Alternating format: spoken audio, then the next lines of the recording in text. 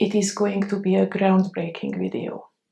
I am bringing you 7 of my favorite designer vanillas for fall and winter. Nothing is really new. Most of them can be even found with very good deals. Or if you have them in your collection, then this is your reminder to dust them off instead of buying another vanilla fragrance.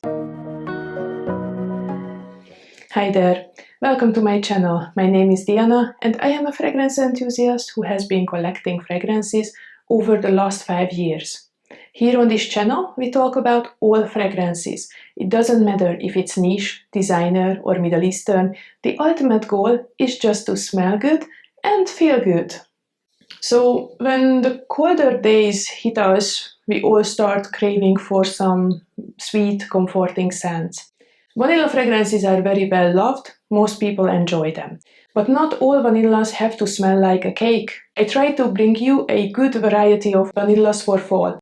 We will talk about spicy, resinous, woody and sweet vanillas all in one place. So let's just jump right into it. And one more thing, no, I'm not gonna talk about Burberry Goddess. Everyone knows it, everyone loves it, and everyone talks about it. It is a very warm, everyday vanilla which is also very soothing to me. Its bigger sister, the Intense version, could be also part of this video, but I really felt that these perfumes are just too much talked about, and I would like to bring you a bit of more variety, as I said. I will also not include the Libre line. If you are interested about the new Vanille Couture launch, I already made a video about it. I will link it down in the description. It is not because I don't like them, I really love them, but again, I'm trying to be a little bit less redundant. But I will still talk about some other YSL fragrances because I think they make really nice vanillas. The first one is sadly very hard to find nowadays. I was able to get a full bottle with a quite decent price about 2 years ago.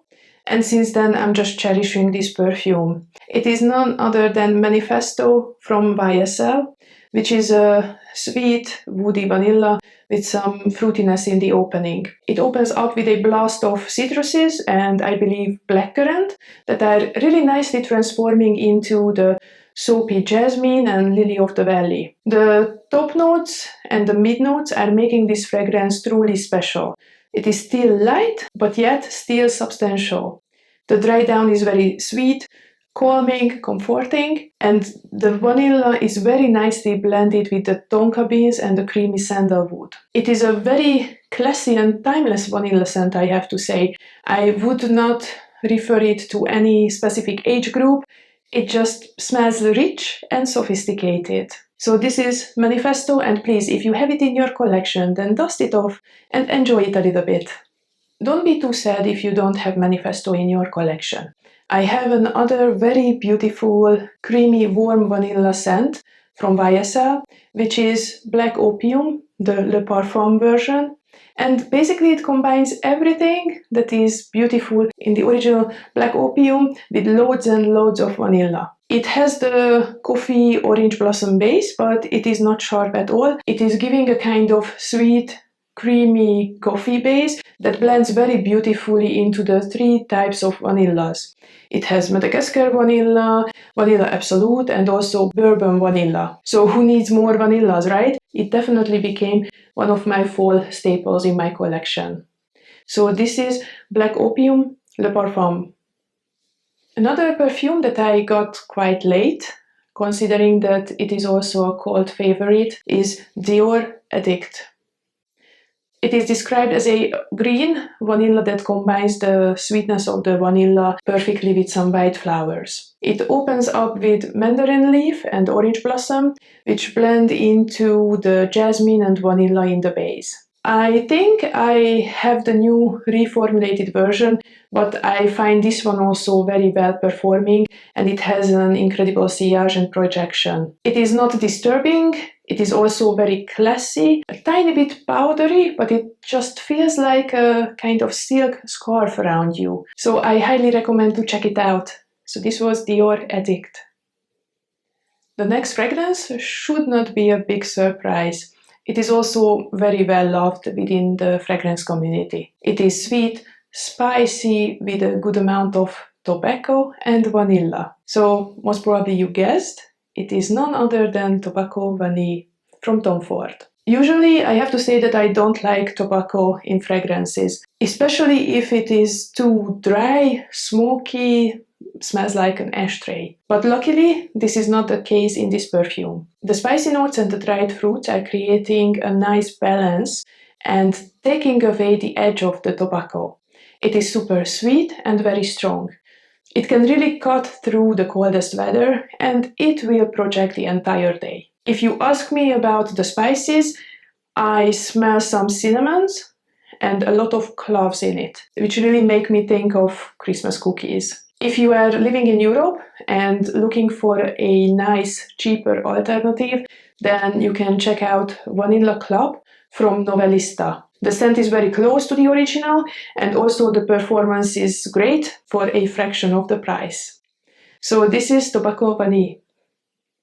Of course, it wasn't a vanilla video without any Guerlain fragrances. Now, I don't own any of their L'Art La Matière line, as I never was able to really justify the price of those fragrances. Yes, they are exceptionally beautiful, but they are well above my tax bracket. But luckily, Guerlain has also some more affordable fragrances that are also equally beautifully crafted. One of them is the Mon Guerlain line, and today I'm bringing you Mon Guerlain Intense, because I find that it has a bit more vanilla and it is performing during the colder seasons. I always considered Mon Guerlain as a kind of gateway into lavender vanillas. That counts pretty much for the intense version as well. However, this has a bit darker, a bit more substantial undertone compared to the original one. Maybe it is coming from the liquorice and coumarin, so I rather recommend trying this one first. So this was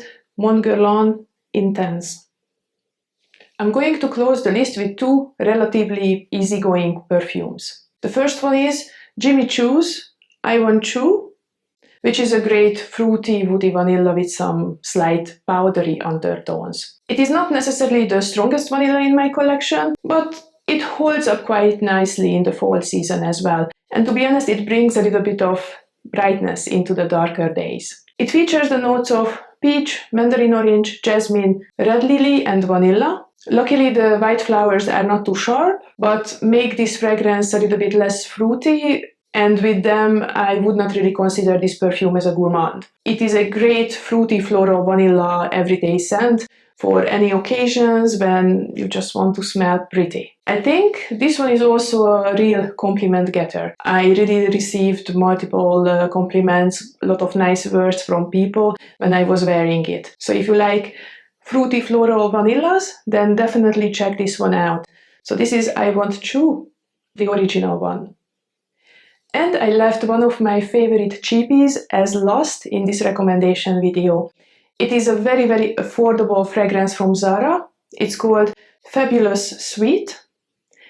And it is a slightly tropical, gourmand-leaning vanilla with some yellow flowers. My nose doesn't really pick up too much of the white flowers that are supposed to be in it. They are only making the scent more creamy and more inviting. As the perfume has matured over the time, the tonka beans and vanilla became the star of the show, and now I smell more the gourmand side of this perfume. The projection and longevity are quite nice. It opens up rather strong, and after 2 hours becomes a moderately intense skin scent that will still stay with you for a couple of more hours. So if you like easygoing, floral, sweet vanilla scents with some gourmand touch, then definitely check out Fabulous Sweet. So this concludes today's video. Have you tried any of these fragrances? Please let me know in the comments. And if you are looking for some more fall recommendations, then I'm going to insert the link of a video that I think you will like. So check it out. And until the next time, bye bye.